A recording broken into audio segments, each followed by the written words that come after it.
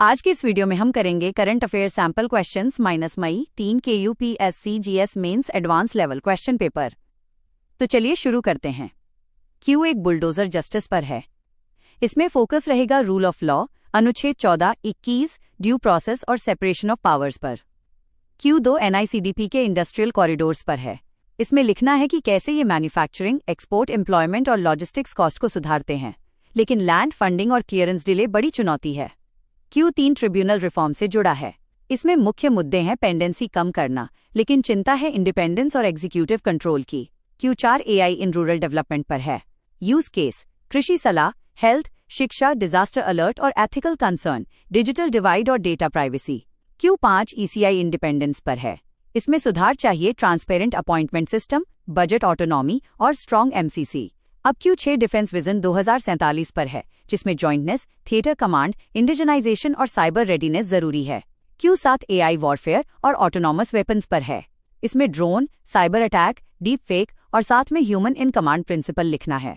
क्यों 8 प्रहार स्ट्रैटेजी पर है, जिसमें centre state coordination, intelligence sharing और डी रेडिकलाइजेशन जरूरी है। क्यों 9 इंफ्रास्ट्रक्चर फाइनेंसिंग पर है। Tools, PPP, InvITs, NIIF, municipal bond, green bond और चुनौती है बैंकिंग रिस्क। क्यों 10 फार्म लोन वेवर पर है।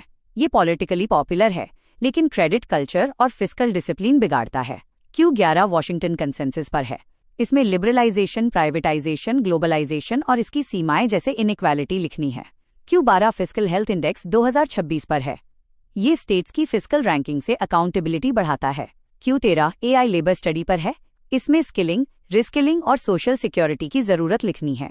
क्यों 14 न्यू जीडीपी बेस ईयर 2022-23 पर है, जो डेटा क्रेडिबिलिटी और पॉलिसी प्लानिंग सुधारता है।